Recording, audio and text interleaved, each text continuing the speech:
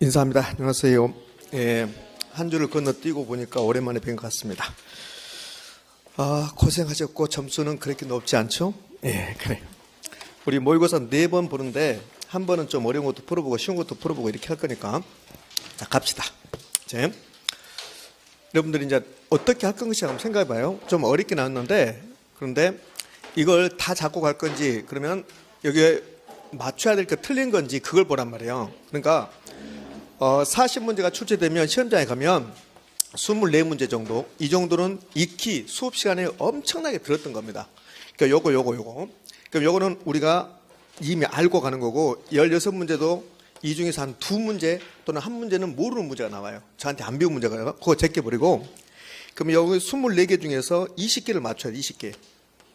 그리고 요거 좀 애매한 것에서 잘 찍어서 4개 맞춘다고 이렇게 하는 거예요. 이렇게. 그래서 여기에 우리 중개사 시험은 이건 모르는 거, 어려운 것을 맞추는 게 아니라 쉬운 거, 아는 것을 틀리지 않는 거라고 이렇게 해야 된다고. 그러니까 여러분이 그렇게 하고 있는 거 보란 말이에요. 그러니까 예를 들어서 1번을 틀려버리면 안 된다는 거예요. 1번을 틀려버리면. 그러니까 1번을 틀리고 어렵다 해버리면 점수가 낮다 해버리면 안 된단 말이에요. 그러니까 틀려야 되는 문제가 있어요. 그러니까 틀려야 되는 문제는 틀려야 되는데 그건 어떻게 찍어서 맞추니까 좋고 1번을 틀려버리면 애석해야지. 너무너무 애통하고 해야 되는데 이제 보자고요. 자, 1번 토지 용어입니다. 얼마나 많이 했습니까? 후보지, 이행지, 택지, 나지, 부지 수도 없이 했습니다. 그런데 또 틀렸다. 그럼 다시 해야지 이제. 자, 갑시다. 틀린 거 그랬습니다. 답 몇 번입니까? 4번. 4번은 공안지입니까? 공지입니까? 공지죠. 공지. 그 답이 4번인데 봐요. 여러분들 지금 몇 퍼센트 맞춘 자십니까? 여러분들 지금 56% 맞췄어요. 그러면 44%는 1번 문제 틀렸다는 거잖아요. 그러면 안 되는 거죠. 1번은 무조건 맞춰야 되니까. 1번이 설명이 무슨 필요가 없잖아요. 그렇죠? 틀린 거라고 했습니다. 그럼 1번. 핵지는 가격 수준으로 구분하기 위한 경제적 개념이요. 이제 핵지 나오면 가격 수준 맞아요. 그럼 가격을 뜻하니까 경제. 그러니까 핵지라는 개념이 우리 시험에서 자주 나오는데, 그런데 핵지라는 개념은 여기 이제 가격 수준이 나오면 핵지란 말이에요. 근데 여기 경제적 개념 있죠. 요건 아직 출제되지 않았단 말이에요. 그러면 가격을 뜻하니까 경제적이고 필지는 법률적 개념입니까? 경제적 개념입니까? 법률적. 필지는 법에서 쓰는 용어야. 필지는 등기 등록이 대상이 되는 일필지 이렇게 하잖아요. 하나의 지번이 붙은 토지의 등기 등록 단위 이걸 필지라 한단 말이에요. 그러니까 필지는 법률적 개념이고 핵지는 경제적 개념이고 그럼 일필지가 2개 이상의 핵지가 될 수 있다 없다? 있다. 1번은 너무나 옳은 말이고 2번 부지는 일정한 용도로 제공되고 있는 바닥 토지를 말하며 하천 부지, 도로 부지, 철도 부지 등 바닥 토지에 사용되는 포괄적인 용어인데 이 포괄적인 용어란 말은 토지 용어 중에서 가장 포괄적인 게 부지다. 이 말은 모든 땅을 뭐라 한다? 부지라고 한다. 이제 2번도 하자가 없죠. 그러니까 1번이나 2번을 찍어서는 안 되는 거죠. 이제 이걸 가끔씩 이제 여기다가 택지라고 준다고. 택지는 일정한 용도로 그러면 OX, X가 되는 거예요. 자, 3번 법지 나왔습니다. 법지는 경사지, 소유권을 인정하지만 이용실익이, 활용실익이 없거나 아주 작은 토지. 4번이 공안지가 아니라 공지. 그래서 4번이 틀렸습니다. 5번 전지가 밭이 주거지로 용도 전환 중이랍니다. 그러면 농지지역이 택지지역으로 용도 전환 중이다 뭐다? 후보지. 그러니까 1번은 틀려서는 안 되는 거잖아요. 그러니까 여러분들이 몇 번의 답을 많이 하셨냐면 그러면 5번의 답을 많이 하셨어요. 5번. 아직 후보지행지 개념을 정확히 못 잡고 있다는 거죠. 그러면 그러니까 후보지행지는 뭐 용도지역 상호간의 용도 전환 중이다. 그러면 후보지고 용도지역 내에서 이행지고 그렇게까지 해서는 안 돼. 그것만 해서는 안 되는 거잖아요. 그럼 이게 전지가 농지지역이잖아요. 그럼 주거지는 택지지역이잖아요. 그러면 농지지역이 택지지역으로 용도 전환 중이다. 그럼 뭡니까? 후보지죠. 후보지. 근데 약 25%에 가깝게 여러분들 중에서 25%가 5번에 답을 하셨어요. 그 왜 4번에 답을 하지 않았을까? 나는 5번 읽지 않고 4번에다 답 찍고 가겠다. 응? 공안지가 아니라 공지지, 공지. 자, 틀렸으면 맞추면 되고 이제 그렇구나 그러면 되고 2번 가죠. 2번 토지의 특성 역시 틀려서는 안 되는 거죠. 옳은 것은 그렇습니다. 토지 특성 옳은 거 그렇습니다. 1번 부동성 나왔습니다. 그 부동성은 토지를 물리적 감가상각 이론에 적용될 수 없게 만드나 경제적 감가 대상이 되게 한다 이렇게 나왔습니다. 부동성 때문에 토지가 물리적 감가 적용이 안 되게 됩니까? 물리적 감가상각 이론이 적용되지 않는 것은 뭡니까? 영속성이잖아요. 영속성. 이건 영속성. 이거는 영속성이죠. 이렇게 영속성. 여기까지는 영속성이죠. 영속성. 그래서 1번은 틀렸습니다. 그럼 경제적 감가의 대상이 되는 것은 무슨 특성입니까? 부동성, 인접성이잖아요. 부동성. 그러니까 앞부분은 물리적 감가의 대상이 물리적 감가상각 이론이 적용될 수 없게 만든다. 이거는 영속성이고, 토지는 경제적 감가의 대상이 될 수 있어 없어요? 있잖아요. 옆에 쓰레기 소각장 들어오면 그게 경제적 감가란 말이에요. 그러면 경제적 감가의 대상이 되는 것은 부동성하고 뭡니까? 인접성이죠. 부동성, 인접성. 그러면 1번 지분은 O입니까? X입니까? X잖아요. X. 2번 영속성은 토지를 가치 보존력 우수하게 만들고 마모되지 않기 때문에 자 만들어 빈번한 재수율을 유발시키고 임장활동이 근거가 된다. 자 여기까지는 여러분 알아요. 영속성은 토지는 가치 보존력 우수하게 만든다. 여기까지 안단 말이에요. 그 빈번한 재수율 유발시키고 이 말이 여러분 좀 어려웠을 거라고. 원래 지분은 제가 여기까지만 했어요. 빈번한 재수율을 유발시키고 이렇게 했습니다. 그러면 여러분 무슨 말인지 모를 것 같아서 명백하게 틀린 말을 주기 위해서 임장활동이 근거가 된다고 했어요. 그 임장활동의 근거는 영속성 아니잖아요. 이건 뭡니까? 부동성이잖아요. 그래서 틀렸어요 이거. 그 다음에 이거고. 이 말의 뜻이 이해가 안 될까요? 처음 본다 하더라도 빈번한 재수 또 사고 한다는 소리야. 재수요가. 그잖아요. 그러면 영속성은 토지가 마모되지 않고 또 사고 합니까? 않잖아요. 마스크가 일회용이 아니다. 그러면 또 사고 해야 안 해요? 안 하잖아요. 그럼 여러분 땅을 아파트를 또 사고 합니까? 않잖아요. 그러면 아파트 수명이 하루밖에 안 된다면 또 사고 해야 되잖아요. 그게 빈번한 재수요라고. 그러면 영속성은 빈번한 재수를 유발시킨다, 유발시키지 않는다, 유발시키지 않는다 이야기하죠. 이렇게. 자, 2번 틀렸습니다. 그럼 2번은 옳은말로 고치려면 이렇게 해야 돼요. 영속성은 토지를 가치 보존을 우수하게 만들어 빈번한 재수를 유발시키지 않는다. 이렇게 해야 되죠. 이렇게. 그다음에 임장활동인 부동성이니까 이건 빼버리고. 3번 부증성 나왔습니다. 국지적 시향 나왔습니다. 부증성입니까? 부동성입니까? 부동성이잖아요. 4번 개별성은 토지용을 집약적으로 만든다. 토지용을 집약적으로 만드는 것은 개별성입니까? 부증성입니까? 부증성이잖아요. 부증성. 자, 그다음에 이제 5번은 그럼 1번부터 4번까지 다 틀렸으니까 답이 몇 번이에요? 5번이겠죠. 용도의 다양성은 부증성과 함께 채용의 판단 근거. 채유형이 나오면 부동산의 특성 두 가지. 부증성하고 용도의 다양성. 답 몇 번입니까? 5번. 자, 이제 3번 문제 갈게요. 2번 문제도 다 맞춰야 되는데 여러분들 70% 맞췄으니까 틀리신 분들은 점검 다시 한번 해야 돼요. 토지의 특성 점검 다시. 3번 문제 가죠. 3번 부동산의 공간성입니다. 요 3번은 자주 출제되지는 않죠. 부동산 공간은 자주 출제되지 않는데 한 번은 봐야 돼요. 그래서 4번 모의고사 볼 때 딱 한 번 나오는 거야. 부동산의 특성은 4번 모의고사 볼 때 계속 나오는 거야. 왜? 매년 출제되니까. 근데 얘는 자주 출제 비중이 그렇게 높지 않기 때문에 4번 중에서 한 번. 앞으로 이제 모의고사 한 번 남았죠? 그때는 안 나올 거니까. 다음 주는 안 나올 거니까 요거 공부하지 말라고. 이렇게. 그렇게 할 거니까 한번 보자고요. 부동산의 공간성. 틀린 거 그렇습니다. 자, 답부터 할까요? 토지 지하에 관한 권리 하나인 강호권은 우리 민법은 토지 소유권 속에 강호권이 포함돼야 안 돼요? 안 되잖아요. 안 되지. 그치? 자, 이거는요. 우리 민법에 의하면 미채굴 광물은 토지 소유권의 범위에 속하잖아요. 속하지 않잖아요. 그게 이 말이야.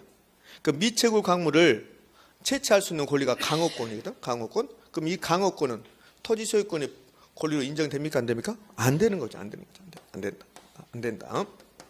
안 된다 이렇게 나와야지. 네. 그러니까 5번 지문이 이 지문하고 똑같아요. 미채굴 강물은 토지 소유권의 범위에 속한다 이 지문하고 똑같은 지문이야. 그 미채굴 강물은 토지 소유권의 범위에 속하지 않아요? 속하지 않죠. 그 지문하고 똑같은 지문이야. 근데 그걸 미채굴 강물은 토지 소유권의 범위에 속하지 않는다 이걸 3번 냈으니까 이제 이렇게 바꿔서 낼 수도 있단 말이에요. 이게. 그럼 이걸 이제 미채굴 강물에 하면 돼. 미채굴 강물 이렇게 바꿔도 똑같은 의미가 되는 거야. 미채굴 강물은 토지 소유권의 권리로 인정된다. 그럼 뭘까 X일까? X가 되는 거야. 지금 이해되셨나요? 그렇죠? 그래서 5번이 틀렸고 1번 토지 소유권은 우리 민법 212조 보면 토지 소유권은 정당한 이익 범위에서 토지 상하에 미친다. 요거 외우라고 그랬어요. 요게 토지 공간적 법이. 그다음에 2번은 요거는 이제 민법에서 중요한 거라고요. 민법에서 토지 소유자는 저는 법률의 범위 내에서 토지를 뭐 할 수 있다? 사용 수익 처분할 수 있다. 요 두 개 자리가 바뀌면 틀리면 몇 번 말하고 있습니다. 요 정당한 이익의 범위 내하고 법률의 범위 내에서 요 두 개가 자리가 바뀌어 버리면 올까 X일까? X. 그러니까 1번만 외우라고 1번만. 2번은 우리 부동산을 개론해서 중요한 게 아니라 민법이 중요한 거고 1번이 부동산학 개론이 중요하니까 부동산학 개론에서는 1번을 외우는 거야. 토지 소유권의 범위는 수평 공간만 아니고 공중공간, 지하공간 다 포함하는데, 근데 우리 민법은 어떻게 했다? 매우 추상적으로 정당한 이익의 범위 내에서 토지 상하에 미친다라고 표현하고 있다. 요 자리를 법률의 범위 내에서 토지 상하에 미친다 이렇게 출제한단 말이에요. 그럼 뭘까 있을까? X. 3번 토지 지표란 말이 이 말이죠. 여기 하곡동 1번지 토지가 있습니다. 그럼 하곡동 1번지 토지가 있는데 요 1번지 토지 이거를 수평 공간이라, 이 부분을 사람이 걸어다니고 수평 공간, 이걸 지표면이라고 해요. 지표면. 그다음에 공중 공간이 있고 지하 공간이 있을 거고, 이 세 개를 합쳐서 입체 공간이 뭐가 한다? 토지가 되는 거야. 토지. 그러니까 토지는 입체 공간이다. 그래서 토지 관련 활동은 모두 다 공간 활동이 된다. 그럼 이 토지의 가격은 수평 공간에 대한 가격이 아니라 수평 공간에 대한 가격, 지하 공간에 대한 가격, 공중 공간 가격 다 합친 것이다. 그러니까 그렇게 하지 말고, 토지는 공간입니까 아닙니까? 공간이야. 그러니까 토지 관련된 모든 것은 공간에 대한 것이 된다. 이렇게 하면 된다고. 그러면 이 토지 가격도 공간에 대한 가격이 되고, 부동산 활동도 공간 활동이 되는 거고, 그다음에 부동산 관련된 법, 토지 관련된 법을 만들 때 수평 공간에 대한 법만 만들면 안 되고, 공중 공간, 지하 공간에 대한 법도 만든다. 그렇게 하면 된단 말이에요. 이렇게. 그럼 이 부분 토지입니까 아닙니까? 토지. 이 부분 토지입니까 아닙니까? 토지. 근데 우리 민법은 정당한 이익의 범위라 해서 여기까지 미친다 이렇게 해놨다고. 이렇게. 그럼 이 부분은 토지입니까 아닙니까? 토지인데 근데 공중공간이라 한다. 그럼 이 부분 이렇게 분할할 수 있어요 없어요? 있어요. 애우지 말란 말이에요. 이 부분 토지입니까 아닙니까? 토지잖아요. 이거 분할할 수 있어요 없어요? 있어잖아요. 저도 사람이잖아요. 여러분 사람이죠. 밥 먹어요 안 먹어요? 먹죠. 저도 먹잖아요. 밥 먹죠. 밥 먹잖아요. 그걸 애운다고. 또 공중공간도 분할할 수 있다 이렇게 애우니까 공부가 안 되는 거지. 분량은 늘어나고 할 게 많다고. 여기도 토지고 여기 토지. 그럼 수평 공간 분할한다는 건 다 알고 있잖아요. 그럼 여기다 지상권 설정할 수 있어요 없어요? 있잖아요. 지역권 설정할 수 있죠. 그럼 여기다 지상권 지역권 설정할 수 있어요 없어요? 있잖아요. 근데 그걸 왜 애우냐고. 막 애운다. 내가 보면 알아. 책 보잖아요. 막 애우고 막 거기다 애우고 막 그런다고. 별표 쳐가지고. 안 별표야 이거. 근데 별표 치고 애운다고. 그러니까 안 되는 거야 이렇게. 자, 그 다음에 여기 미책으로 강물이 있다. 그러면 토지 소유권이 속한다 속하지 않는다? 속하지 않는다. 그 말이 이 말이라고. 이거. 강원권은 소유권 인정되지 않는다 이 말. 그럼 지하수는 여기는 미책으로 강물에 지하수는 토지 소유권의 범위에 속한다 속하지 않는다? 속한다 소리. 물이 이렇게 흘러가. 이렇게 내 토지 위로 물이 흘러가. 요 물이 흘러가면 그럼 이 물을 내가 이용할 수 있는 거야. 그걸 용수권이라고 그래. 용수권. 자, 지표에 흐르는 물, 내 땅 위로 이렇게 흘러가는 물을 이용할 수 있는 권리가 있다고. 그것을 용수권이라고 하는데, 이 용수권은 지하 공간에 대한 권리일까, 수평 공간에 대한 권리일까, 공중 공간에 대한 권리일까? 수평 공간에 대한 권리야. 수평 공간. 이 수평 공간에 대한 권리를 지표권이라고 그래. 지표권. 그러면 지하 공간에 대한 권리를 뭐라고 할까? 지하권이라고 한다고. 지하권. 그럼 공중 공간에 대한 권리를 공중권이라고 한단 말이에요. 이 세 개를 합친 게 토지 소유권이 되는 거야. 이해되셨나요? 그렇지? 그러면 이제 3번 좀 볼까요? 토지 지표를 토지 소유자가 배타적으로, 남의 간섭 없이 그 말이에요. 배타적으로 이용하는 권리를 지표권이라고 하고, 지표 흐르는 물을 이용할 수 있는 권리, 용수권은 지표권 내용이다. OX? O. 요게 3년 전에 감정평가 시험에서 이걸 지하권이라고 하고 이렇게 해서 지하권이라고 하고 이렇게 냈단 말이에요. 이걸 지표권을 지하권이라고 하고, 지하권. 여기도 지하권의 내용이다. 그럼 뭡니까? X입니까? X가 되는 거야. 이해되셨나요? 그렇지? 자, 이제 4번은 한계 심도는 우리 시험에서 아직 등장한 적이 없습니다. 한계 심도는 왜 우리 시험에서 등장한 적이 없냐면 법의 내용이 아닙니다. 법에 있는 내용이 아니라 한계 심도는 여기 서울특별시 조례에 있는 거야. 한계 심도는 왜 한계 심도가 만들어졌냐면 서울특별시 모든 땅 대부분이 밑으로 지하철 흘러가. 그러니까 한계 심도는 이 토지 소유자가 지하로 어디까지 이용하는가. 일반적으로 요 1번지 토지 소유자가 여기까지 이용하더라. 여기까지를 한계 심도라고 한단 말이야. 한계. 자, 한계 심도는 신자가 깊은 심자. 요 지하로 깊이 한계가 있다는 소리야. 여러분이 이 땅 소유자라기 말이에요. 그럼 지하로 5,000m까지 이용할 수 있어요 없어요? 없잖아요.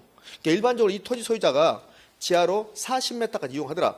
그럼 요 40m를 한계 심도라고 하고, 이 한계심도 밑으로 지하철이 지나가면 보상하지 않겠다. 그 한계심도 안쪽으로 들어가면 보상한다 안 한다? 한다. 그래서 나온 게 한계심도입니다. 그럼 이 한계심도라는 것은 공중공간, 수평공간, 지하공간 이 셋 중에서 어디하고 관련돼요? 지하공간하고 관련되고 보상하고 관련된다. 보상하고. 한계심도는 토지에 대해서 지하공간 이용 시, 이 지하공간 이용할 때 깊이에 따른 이용저, 이 말이 무슨 말이냐면 이 토지, 1번지 토지를 100% 이용하려면 여기까지 이용하면 100% 내가 이용하는 거예요. 100%. 100%. 근데 100% 이용하는데 지하철이 만약에 이렇게 흘러가 봐요. 이렇게 흘러가면 이 부분은 내가 이용할 수 있어요? 없어요?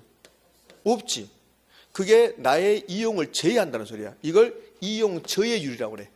그럼 이 부분이 20%라면 내 땅 20%를 지하철이 제외하고 있다고. 그럼 내 땅값 20%에서 보상해야 된다는 소리야. 그걸 이게 입주 이용 저해율에 따른 보상 관련된다. 이렇게 복잡하지 말고 한계 심도가 나오면 수평공간, 공중공간, 지하공간 중에 어디와 관련돼 있다? 지하공간. 그다음 보상 관련돼 있다. 그걸로 끝난다. 이렇게 됐어요. 자, 4번 문제 갑시다. 자, 4번 문제도 역시 틀려서는 안 되는 문제고 여기 4번 문제를 하기 위해서 이거는 지금쯤이면 다 알고 있어야 되고 4번 문제는 100% 맞춰요. 어떻게 틀려요? 어떻게? 틀릴 수가 없는 거지. 이제 여중에서 한 10% 틀릴 수는 있어요. 왜? 헷갈려서. 근데 이렇게 많이 틀려버리면 어떡합니까? 4번 문제 여러분 중에서 딱 3분의 1 맞췄어요. 3분의 1. 4번 문제가 무슨 문제입니까? 지금 4번 문제 한번 가볼까요? 4번 문제가 뭔 문제냐면 아파트 수요층을 우측 이동시키는 요인에 해당되는 거예요. 수요 증가율, 아파트 수요 증가율. 그럼 아파트 수요 증가율 무수히 많죠. 무수히 많은데 쟁점이 되는 것은요.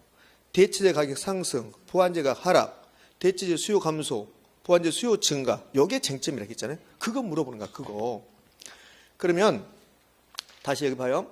여기 뭐 핵심 10이라고 써진 거 저기 핵심 뭐 11이라고 중요한 게 아니라 요거. 여러분들 요약 정립이 이거 다 있는 내용이고 그러면 아파트 수요 증가 요인, 아파트 수요 증가 요인, 아파트 수요층 우측 이동 요인, 아파트 가격 상승 요인. 요거 반드시 기억하셔야 돼요. 그럼 봐요. 선호도가 증가했다. 요거 외웁니까? 안 외우잖아요. 선호도가 증가하면 아파트 수요가 증가하는데 요걸 외우냐고요? 안 외우잖아요. 이자율이 하락하면 수요가 증가하면 안 외우잖아요. 그럼 외울 필요 없죠. 이거는. 요거 다 외울 필요 없잖아요. 그러면 정상지일 때 소득이 증가하면 수요가 증가하면 외울 필요 없잖아요. 그러니까 쟁점이 되는 것은 요것밖에 없다. 요렇게. 예? 그 대체재 가격이 상승했습니다. 연립주택 가격이 상승했습니다. 그럼 아파트 수요 증가. 그러면 대체재 가격과 보완재 가격이 반대로 하겠잖아요. 하나, 둘, 셋, 네 개가 대체재 보완재인데 2번만 하면 된다. 2번만. 대체재 가격 상승, 아파트 수요 증가잖아요. 그 보완재는 반대로 해라. 그 보완재가 하락이. 지금 이 말이 이해를 못 하더라고. 보완재는 반대로 해라. 그 말이 이해를 못 한다. 무슨 말인가 그 말을 넘어간다고. 대체재 가격 상승이 아파트 수요 증가하면 보완재는 가격이 하락이. 그게 반대로 하라는 소리야. 반대로. 이게 아파트 수요 증가 요인이라고. 그다음에 대체재 가격 상승과 대체재 수요 감소가 같은 말 다른 말 해야겠잖아. 다른 말. 이게 그 대체재 가격하고 대체재 수요가 다른 말이라고. 그럼 대체재 이게 더 쉽다니까 4번 5번이 더 쉬운데 4번 5번 나오면 더 힘들어한다고. 4번 5번이 더 쉬워요. 봐봐. 4번은 대체재 수요 감소. 아파트 대체재가 뭐야? 연립주택이야. 그럼 연립주택 수요 감소했다고. 아파트 수요는요? 증가. 뭘 공부할 게 있냐고 그게. 이게 뭐냐고. 추석 때 송편을 잘 드셨잖아. 이러면 어떡해. 그러니까 점수가 낮아질 수밖에 없지. 지금 요거는 90% 맞춰야죠. 보너스 준 문제라니까 내가. 근데 저의 뜻하고는 정반대로. 여러분 그런 것 같아. 네가 맞추라고 줬지. 난 틀려버릴 거야. 이런 것 같아. 틀릴 수가 없지. 자, 그러면 이제 틀렸으면 혹시나 틀렸으면 요거는 반드시 머릿속에 입력하고 있어야 한다니까요. 대체재 가격 상승과 보완재가 하락이 아파트 수요 증가 요인. 그다음에 대체재 수요 감소했다. 연립주택 수요 감소한 거야. 그럼 아파트 수요 증가. 그 보완재는 대체재 수요하고 보완재 수요는 이제 반대로 이거. 대체재 수요 감소가 아파트 수요 증가면 보완재 수요 증가가 아파트 수요 증가 이렇게.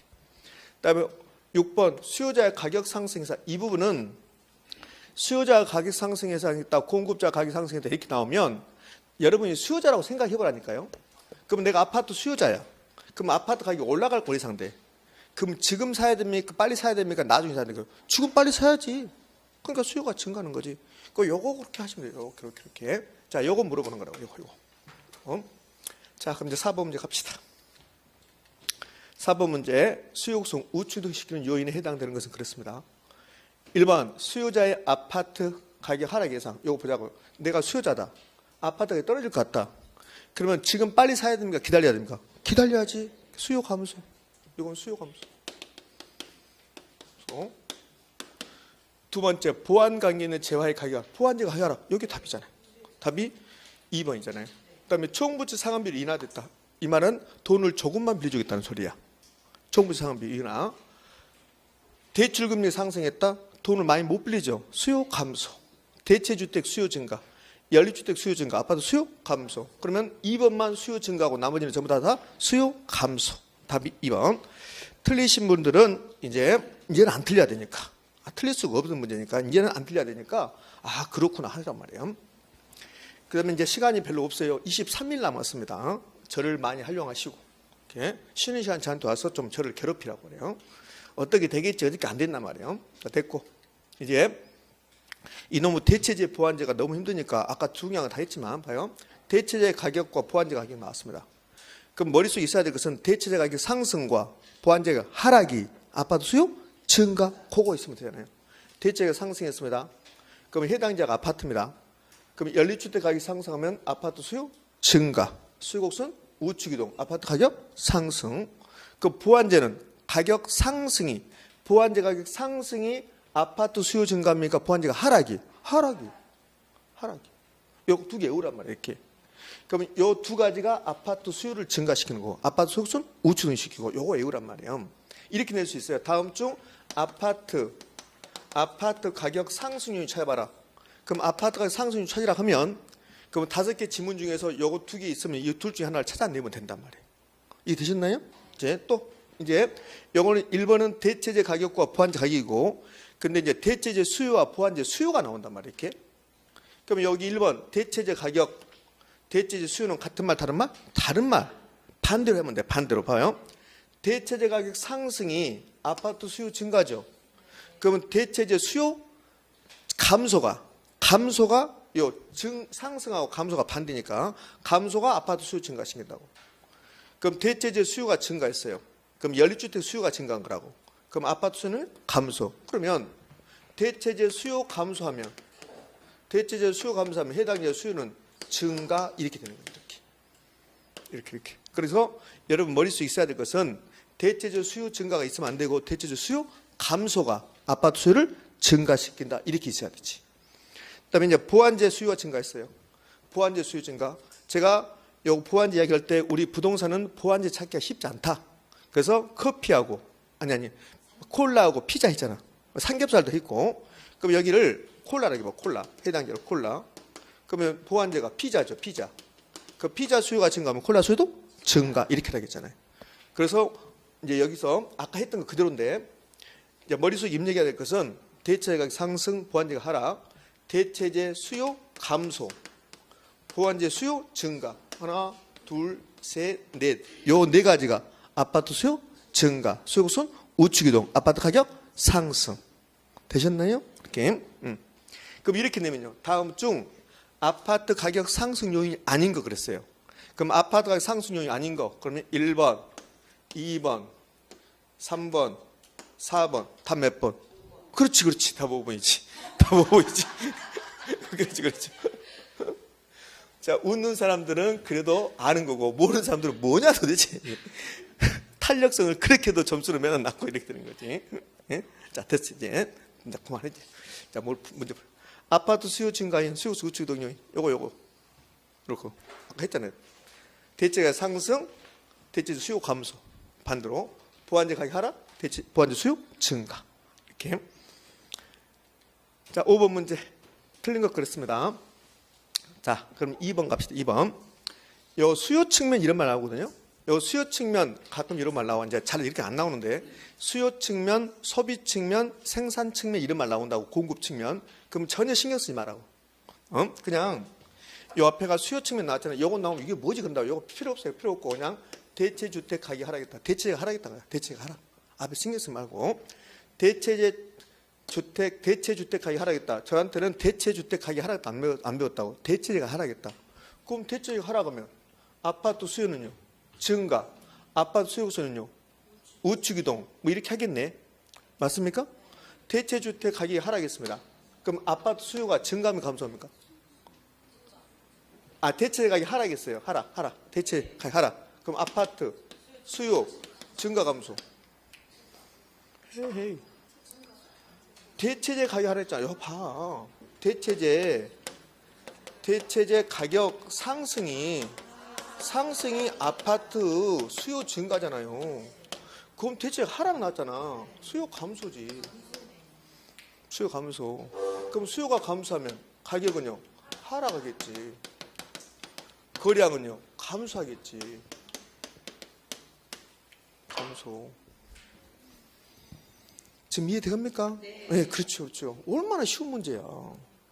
그렇죠. 그런데 그러니까 매번 아까 처음 시작할 때 있잖아요. 맞춰야 될 걸 못 맞춰버린다고 여러분들이. 맞춰야 될 게.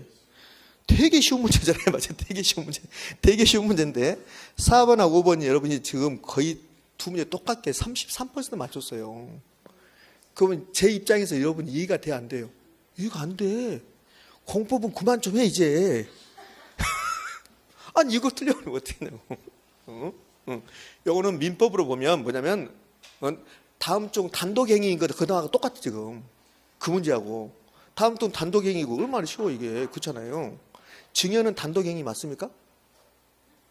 증여. 증여는 단독행위 맞죠? 증여는 계약입니까 아닙니까? 계약이죠? 그렇지. 나 그러니까 모르니까 자꾸만이. 예? 자 마지막으로 5번 문제 틀려서는 안 되는 겁니다. 자 틀린 거 2번부터 했어요 지금. 수요 측면 저 말이 좀 까다롭단 말이에요. 전혀 신경 쓰지 말라고.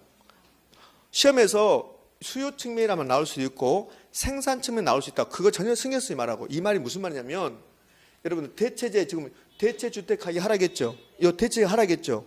그 뒤에 해당지 아파트 수요가 어떻게 됩니까? 공급이 어떻게 됩니까? 이렇게 물어볼 수 있단 말이에요. 봐요. 자, 시험은 우리가 이렇게 배우잖아요. 지금 대체재 가격이 자, 상승했습니다. 그럼 아파트 입장에서 대체가 상승했다. 그럼 아파트 수요가 어떻게 됩니까? 이렇게 하잖아요. 그러면 아파트 공급도 있을까 없을까? 있겠지. 그럼 대체재 가격이 상승하면 아파트 수요가 어떻게 돼? 이것만 있는 게 아니라 대체재 가격이 상승하면 아파트 공급은 어떻게 되면 이것도 있을 거 아닙니까? 그러면 대체재 가격이 상승할 때 뒤에 수요를 물어보고 싶다. 그럼 앞에다가 저기다 수요 측면 이렇게 준단 말이에요. 이해됐어요? 그럼 대체재가 상승할 때 공급 물어보고 싶다. 그럼 앞에다가 생산 측면 이렇게 준단 말이에요. 이렇게. 그럼 저기 소비 측면, 수요 측면, 생산 측면 있으나 없으나 똑같은 말이야. 그러니까 전혀 신경 쓰지 말란 말이에요. 그럼 여기다가 생산 측면 나왔죠. 이렇게. 생산 측면 나왔으면 대체주택 가격이 하락할 때 아파트 가격이 어떻게 되냐 이렇게 물어보잖아요. 그럼 이제 공급 물어보겠다는 거예요. 공급. 이해되셨나요? 그러니까 저기 혹시라도 시험에서 수요 측면, 소비 측면, 생산 측면 나올 때 그 뒤에 대체재 가격이 어떻다 보았냐고 했다. 앞에 생산 측면, 소비 측면 전혀 신경 쓰지 말고 그냥 대체재 가격이 상승했으면 수요는 어떻게 되는가, 공급은 어떻게 되는가 이렇게 하면 된단 말이에요. 그럼 대체가 상승했습니다. 아파트 수요는요? 증가, 공급은요? 감소, 반대로 하면 되니까. 이해됩니까? 그렇게 한단 말이에요. 이렇게. 그러면 수요가 잘 나올까, 공급이 잘 나올까? 수요가 훨씬 잘 나와. 그러니까 공급에 초점 맞추지 말란 말이에요. 공급에 초점 맞추지 말고 대체재 가격이 상승했다. 그러면 아파트 수요가 어떻게 되는가? 혹시 공급을 물어보면 반대로 하면 돼. 반대로. 대체가 상승했다. 아파트 공급 어떻게 된다? 그러면 수요하고 반대로. 그럼 선생님 나는 수요를 모르는데 그러면 이제 곤란해지는 거지.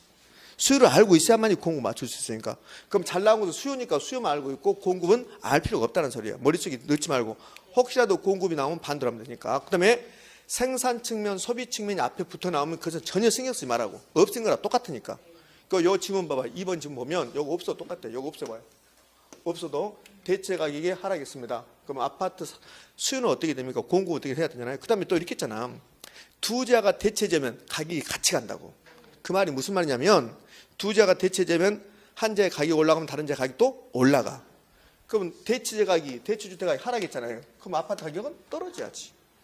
같이 가야 되니까. 됐습니까? 그렇지. 그래서 2번이 틀렸고 2번을 더 정확히 마지막에 해보면 2번은 결국 이겁니다. 대체재 가격이 떨어진 거야. 그러면 아파트 수요는 증가 감소하는 거라고. 그럼 아파트 가격은요 하락하는 거고 거래량은 감소하는 거고 그래야죠. 그러니까 상승이 아니라 하락, 거래량이 증가가 아니라 감소. 이렇게 하지. 이게 답이 되는 거죠. 자, 1번 소득이 증가합니다. 정상제죠. 지금 5번은 정상제 가져간다고 그랬죠? 그러면 정상제라고 했으니까 소득이 나온 거야. 소득이 증가합니다. 그러면 정상제일 때 소득이 증가하면 수요가 증가하겠죠. 그러니까 수요가 증가하면 가격 상승, 거래량 증가. 3번 생산 요소가 하락했답니다. 이건 공급이죠. 그러면 생산 요소가 하락하면 공급이잖아, 공급. 그러면 공급이 증가했다, 감소했다? 증가. 그럼 공급이 증가했으니까 가격은 하락하고 거래량은 말고 증가하고. 4번 매도인들이 공급자들이 그 말이야. 가격 상승 예상돼요. 자, 요게 요 가격 상승 요거 나오면 여러분 힘들어하는데 매도인들이 나왔습니다. 그럼 공급자들이죠. 그럼 공급자들이 가격 상승 예상한다. 그러면 여러분이 공급자라고 생각해요. 내가 공급자라고 한번 생각해보라고.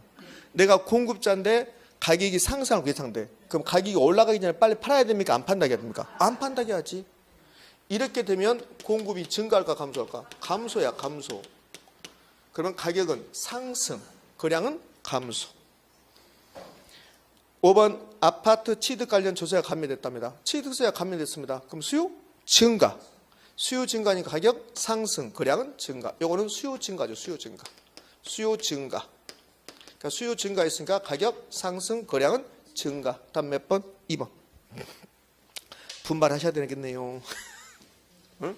자, 오늘 이제 틀렸으면 아 이런 문제는 이렇게 풀구나. 그러면 되겠죠 이제. 자, 6번 문제 갑시다. 6번 문제 탄력생 하라는 거거든요.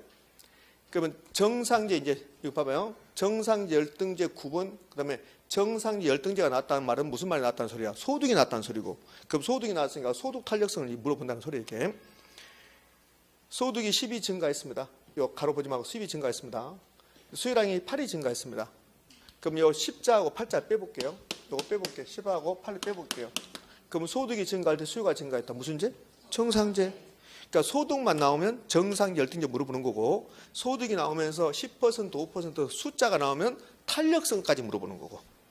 그러면 이 문제에서 요 10이 없다, 8이 없다. 그러면 탄력성을 물어보는 게 아니고 정상제 열등제만 물어보는 거고 숫자가 나왔으면 정상제 열등제에다가 뭐까지? 탄력성까지 물어보는 거죠. 그럼 이 제한은 무슨 제입니까? 정상제잖아요. 소득이 증가할 때 수요량이 증가했으니까 정상제고 요 선택하는 소리 선택 정상제고 그다음에 수요의 소득 탄력성을 계산하라. 그럼 수소탄. 그럼 수소탄 요 공식 나와요. 공식. 수소탄은 이렇게 나눈 거라 했잖아요. 그럼 수요량의 변화율을 소득 변화율로 나눈 건다. 근데 소득 탄력성을 계산할 때는 플러스 마이너스 붙인다겠어요. 그 말은 소득이 올라가면 플러스, 수요량이 증가하면 플러스, 소득이 감소하면 마이너스, 수요량이 감소하면 마이너스. 그럼 소득이 증가했다고 그랬죠? 10% 플러스 10%. 수요량은 8이 증가했다죠? 플러스 8%. 그러면 0.8.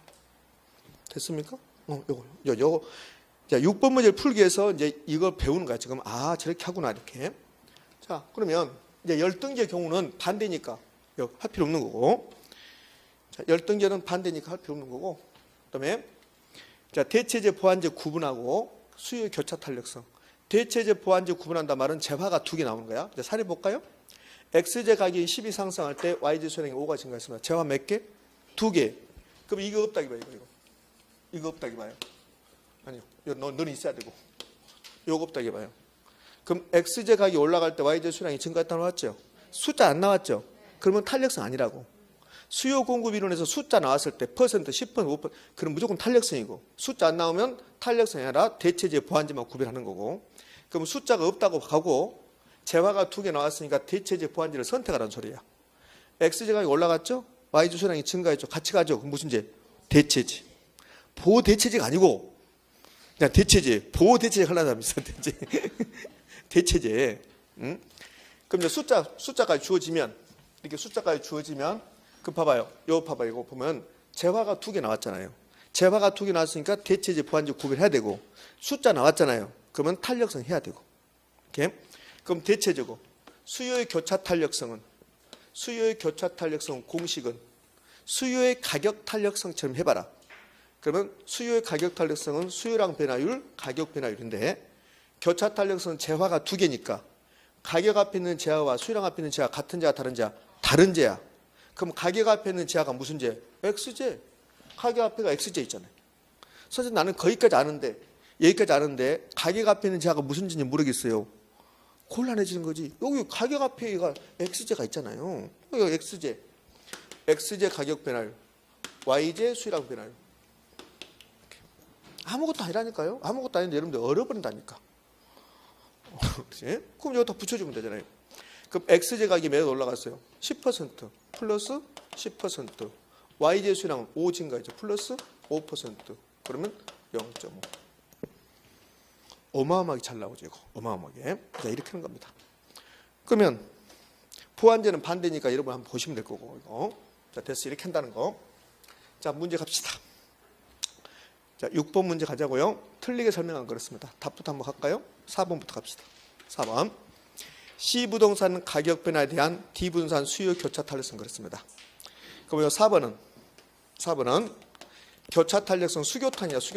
수교탄이고 수교탄은 수요량 변화율 가격 변화를 써놓고 가격 앞에 있는 제하가 무슨 제? C 부동산 가격.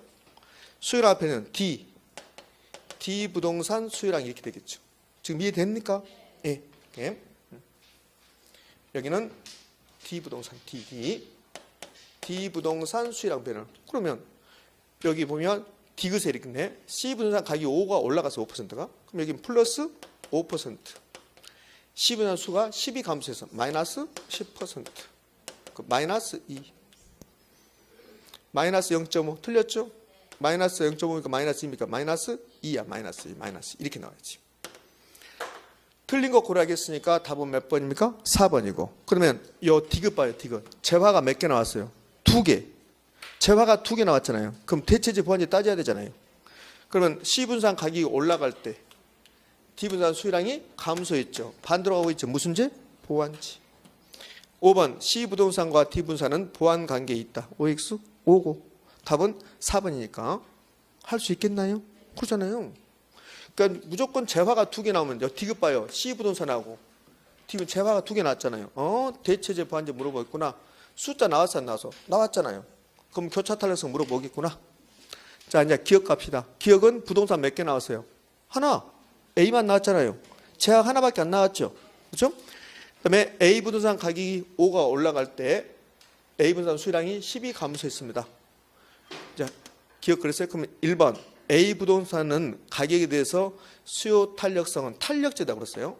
이 탄력적이냐 비탄력적이냐는 탄력성을 계산해서 수요의 가격 탄력성을 계산해서 가격 탄력 1보다 크면 탄력적, 1보다 작으면 비탄력적 그러면 되잖아요. 그렇게 하든지 간에 그렇게 하거나 아니면 그냥 지금쯤이면 기억을 잊고 요거는 탄력적이다가 나와줘야 돼요. 왜냐면 가격은 5배 냈죠. 수요량은 10배 냈죠. 수요량 변화가 크죠. 그럼 탄력적 비탄력적? 탄력적. 양 변화가 크면 탄력적이라 했으니까. 자, 거기까지 모르겠다. 그럼 계산해봐야지. 수가탄 계산합시다. 이렇게 나눈 거잖아요. 그럼 수요량은 12배 냈잖아요. 10%. 가격은 5가 변했잖아요. 5%. 몇이요? 2. 그러면 수요의 가격 탄력성이 몇입니까? 2죠. 2니까 1보다 크죠. 탄력적, 비탄력적? 탄력적. 자, 2번. 자, 니은부터 소득이 나왔네. 니은 바에 니은 지문 소득 나 소득 20%. 그다음에 비분수 나왔습니다. 그럼 소득이 니은은 소득이 나왔으니까 정상제 열등제를 따져보는 거야. 그러면 니은은 소득이 20이 감소할 때 수요량이 10이 감소했어요. 소득이 감소할 때 수요량이 감소했습니다. 같은 방향 가고 있죠? 그 무슨 제? 정상제. 그래서 3번 비분산 정상제다. 그다음에 2번은 비분산 수요의 소득 탄력성. 소득 탄력성 계산하고 있네. 소득 탄력성. 그러면 수소탄. 자, 2번 수소탄 갑시다. 수소탄은 이렇게 나누는 거죠. 수요량 변화율, 소득 변화율. 그럼 소득은 20이 감소했습니다. 마이너스 20%. 수요량은 10이 감소했죠. 마이너스 10%. 마이너스끼리 나누면 플러스죠. 그럼 몇입니까? 0.5. 그럼 0.5이다. 답은 4번. 잘 좀 찍찍했어요. 자, 7번 문제 갑시다. 7번 문제. 7번 문제도 녹록지 않죠? 7번 문제는 요게 21회, 아니 31회 때인가 나왔던 문제 그대로입니다. 자, 7번 문제 푸는 요령은 제가 몇 번째 지금 이야기하고 있는데 이랬잖아요. 최근에 이런 문제가 잘 나온다고 이렇게. 그러면 이렇게 탄력성이 몇이라고 딱 나왔잖아요. 오피스텔에 대한 수요의 가격 탄력성이 0.6이다 이렇게 나왔잖아요. 그 무조건 공식 만드는 거예요. 공식. 탄력성이 수요의 가격 탄력성이 3이다, 2다, 5다 이렇게 나오면 무조건 탄력성을 만들어 보는 거야. 그러면 문제는 거의 80%가 풀린단 말이에요. 그럼 첫 번째 오피스텔 수가탄 나왔어요. 그럼 오피스텔 수가탄이 몇이 나왔습니까? 0.6이 나왔어요. 자, 공식 만들자고요. 그럼 이렇게 나누는 거잖아요. 이렇게. 그럼 수요량 변화율, 가격 변화율이고 오피스텔 가격 변화율, 오피스텔 수요량 변화율 이렇게 나왔다. 이거 하나 쓰고. 자, 그다음에 소득 탄력성이 0.5 나와. 소득 탄력성. 그럼 수소탄이 이게 0.5 나왔습니다. 그러면 소득 나왔네요. 소득 나왔으니까 정상제 열등열 따져봐야 돼. 0.5는 플러스입니까? 마이너스입니까? 플러스. 그러면 정상제야. 정상제. 이자는 정상이다. 이렇게. 이제 탄력성 공식 만들어야 돼. 이렇게 나누는 거니까 수요량 변화율, 소득 변화율이고. 그럼 이 수요량은 무슨 제하의 수요량입니까? 오피스텔 수요량이라고. 응? 여기까지 우리가 할 목이야. 우리가 해야 될 거. 이제 이렇게 만들어내야 돼. 그럼 이렇게 만들어내면 거의 80%가 풀린다고 그랬어요. 그럼 이 칠판에서 오피스텔 수요량이 몇 개 나와요? 칠판에 오피스텔 수요량이 몇 개 나와? 2개 나오잖아. 하나, 둘. 그럼 만약에 여기에서 오피스텔 수요량이 10%가 올라갔다 해봐요. 여기서는 오피스텔 수요량이 5%가 감소했다고 예를 들어봐요. 이거 쓰지 말고 예를 들어봐요. 그러면 전체 오피스텔 수요량은 몇 %가 변해요? 10이 올라가고 5가 떨어졌잖아. 그러면 전체적으로 몇 %가 떨어져요? 몇 % 올라가요? 5% 올라가지. 여기는 10이 올라가고 여기 5가 떨어졌잖아요. 그럼 전체적으로 몇 %가 변화해요? 5%가 올라가잖아요. 이해 됩니까? 그렇지.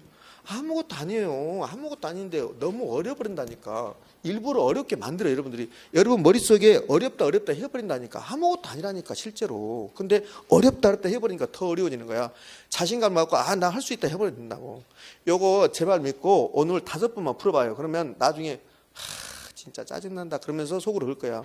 아무것도 아닌 것을 내가 이렇게 몰랐다 그러면서 연민의 정을 느껴. 개론 선생님 얼마나 힘들까. 그런다니까. 자, 이렇게 해놓고 이제 문제에서 뭐라 한가 봐봐요. 오피스텔 가격이 5% 상승했대요. 그러면 오피스텔 가격이 여기 나오잖아요. 그러니까 5%가 이렇게 올라간 거라고 이렇게. 그러면 오피스텔 수요량은 증가인데 감소인데요? 감소죠. 가격이 올라갔으니까 감소죠. 몇 %가? 3%가. 선생님 왜 3%예요? 이렇게 두 개 곱해야 3이 되잖아요. 자, 상승과 동시에 소득이 변했대요. 소득이. 여기 이제 변했다는 소리예요. 여기 변화했다는 소리예요. 여기. 그래서 전체 수량이 1% 감소했대요. 전체 수량이. 그럼 여기만 보면 여기 오피스텔 수요의 가격 탄력성만 보면 오피스텔 수요량이 몇 % 감소해요? 3% 감소하죠. 근데 두 개를 묶었어요. 이렇게 두 개. 여기 두 개 묶었다고. 여기 들어가 있죠. 두 개를 묶었단 말이에요. 묶었는데 근데 몇 %나 감소한 거야? 1% 감소했죠. 1%가. 그러면 여기서는 몇 %가 올라가야 돼? 2%가 올라가 줘야 돼. 2%가 이렇게 올라가 줘야 된단 말이에요. 이렇게. 그래야만이 전체가 1% 감소해야 된단 말이에요. 이렇게 되려면 소득이 어떻게 변해야 됩니까? 요거야, 요거. 어떻게 변해야 되는가? 이때 소득 변화율은 그랬잖아요. 그러면 소득 탄력성이 0.5고 오피스텔 수요량이 2% 올라가려면 소득은 어떻게 돼야 됩니까? 소득은 증가해야 돼, 감소해야 돼? 증가해야 돼. 정상제니까 수요량이 증가하려면 소득도 증가해야 되고 몇 %? 4%가 증가해야지. 그래야 0.5가 될 거니까. 선생님 나는 도저히 안 되겠다. 그러면 하지 마. 하지 말고 다른 거야. 하지 말고. 이거 꼭 맞춰야 되는 거야. 아니면 맞추면 좋죠. 맞추면 좋은데 나는 도저히 힘들다. 그러면 하지 마. 그 4% 증가. 다음 몇 번? 4번. 자, 이제 8번 문제 갑시다. 8번 문제도 역시 틀려서는 안 되는 문제죠. 8번 문제는 잘 하셨는데 이 정도 갖고는 안 돼요. 8번 문제 95% 맞춰야 돼요, 여러분들. 아니 어떻게 틀려? 8번 문제를 틀릴 수가 없는 거죠. 균형의 변화, 균형의 변동이거든요. 균형의 변동에서 탄과 비거 이런 거 열심히 했잖아요. 꼭꼭 하려냐. 자, 1번 볼래요? 완전 탄력적. 2번 완전 비탄력적. 3번 완전 비탄력적. 4번 완전 비탄력적. 5번은 완전 탄력적. 그럼 8번 문제는 저하고 열심히 했잖아. 탄과 비거. 그거잖아. 탄과 비거. 선생님, 탄과 비거는 여러 번 들어봤는데 나는 무슨 말인지 모른다. 이제 마지막이야. 이제 탄과 비거. 더 이상 안 한다고. 탄, 가, 비, 거. 탄이 뭐야? 완전 탄력적. 수요든 공급이든 완전 탄력적이라고 나오면 가는 뭘까? 가격 불변. 비는요? 완전 비탄력적. 수요든 공급이든 완전 비탄력적이란 말 나오면 거는요? 거량 불변. 거량 불변. 이렇게 만들란 말이에요. 그럼 끝나는 거지. 오케이? 자, 그럼 이제 틀린 거 됐으니까 답부터 한번 봅시다. 다음 1번 여러분들 얼마나 편하게 해주려고 내가 노력했잖아요. 답을 1번에 줬잖아. 편하게 하려고 1번 하고 빨리 가버리라고 이제 다음 문제 풀라고. 아 진짜 의도적인 거라니까. 그래서 여러분 그 의도를 무시하고 이렇게 많이 틀려버리면 어떡해. 1번 수요가 가격에 대해서 완전 탄력적입니다. 그럼 여기까지 딱 보는 순간 너는 가격은 불변이구나. 이제 가격을 찾아가는 거야. 가격을. 그럼 공급이 증가했던 말도 이제 가격은 변하지 않고 여기까지 옵니까 있습니까? 오죠. 오라면 여기서 오른 말 하고 가면 안 된단 말이에요. 안 되고 그 다음에 이제 우리가 해야 될 것은 그러면 가격은 변하지 않고 맞아요. 그럼 거량을 봐야 돼요. 거량. 그럼 공급이 증가했죠. 그럼 거량은 증가 감소? 증가. 감소 났잖아. 감소. 자, 답이 1번. 자, 이제 처음 공부하신 분들은 이럴 수 있어요. 이제 공부가 좀 덜 되신 분들은 탄과 비거에서 안전 탄력점 가격 불변이다. 이것만 끝나고 가면 안 된다고. 그럼 가격은 불변이지만 거량을 봐야지. 거량을 봐야 돼. 거량 가지고 속여버리니까. 그러면 2번 수요가 가격에 대해서 완전 비탄력점입니다. 완전 비탄력 요거 나왔습니다. 무엇부터 먼저 보는 거야? 가격을 먼저 봅니까? 거량을. 그럼 거량은 변하지 않는다. 거량이 불변이다. 여기 맞았죠? 여기서 끝나고 가면 안 된단 말이에요. 끝나면 안 되고 이제 우리는 가격 봐줘야지. 가격. 그럼 공급이 증가했죠. 가격은요? 하락. 여기다 가격이 상승한다. 그럼 틀린 집이 되는 거야. 오케이? 3번 역시 공급이 완전 비탄력점입니다. 거량은 변하지 않는다. 거량 불변이야. 불변 맞죠? 가격 봐야지. 수요가 감소했습니다. 가격은 하락. 옳은 집. 5번 역시 3번하고 4번은 공급이 완전 비탄력점입니다. 그러니까 거량은 변하지 않는다 해야지. 이제 가격만 보면 되죠. 수요가 증가했죠. 가격은 상승. 옳은 집. 5번 공급이 가격에 대해서 완전 탄력적입니다. 완전 탄력적이다. 그러면 가격이 불변이죠. 가격포로 가는 거야. 그러면 균형 가격이 변하지 않고. 선생님 변하지 않고 불변입니까? 예, 변하지 않고 불변입니다. 그럼 자 거량 봐야지. 거량. 수요가 증가했잖아요. 거량은 증가. 그 다음 몇 번이요? 1번. 이렇게. 자 9번 문제 갑시다. 8번 문제 틀리신 분은 다시 한번 점검해야 돼요. 아, 내가 뭐가 잘못하고 있구나. 8번 문제는 그냥 보너스 주는 문제야. 4번 문제, 8번 문제 다 제가 보너스 주는 문제야. 이렇게. 자, 9번 문제 갑시다. 9번 문제 거미집 모형의 유형입니다. 유형. 그럼 이렇게 거미집 모형이 이렇게 나오면 그러면 탄력성이 나오면 A 부동산처럼 탄력성이 나오면 뭐라고 쓴다? 수탄수라고 써봐라. 수탄수라고 쓴다. 이 말은 수요 탄력성이 더 탄력적이면 수렴형이다 이 말이야. 그러면 A 부동산 시장은 수요의 가격 탄력성이 0.8이고 공급의 가격 탄력성이 0.7입니다. 네? 그러면 수요의 가격 탄력성이 더 크잖아요. 그러면 수탄수가 되는 거죠. 그럼 뭡니까? 수렴이죠. 수렴. 그래서 요 A는 수렴형입니다. 수렴형. 역시 이해도 아직도 모른다. 그러면 저한테 오셔야 돼. 아니면 옆에 잘하신 분한테 물어보든지 저한테 오신지 하라고. 수렴입니다. 자, 이제 비부동산 시장 나왔습니다. 그러니까 비부동산 시장도 A처럼 탄력성이 좋았으면 좋을 텐데 탄력성 안 주고 함수를 줬어. 함수. 이걸 수요 함수라고 하고 이걸 공급 함수라고 한단 말이에요.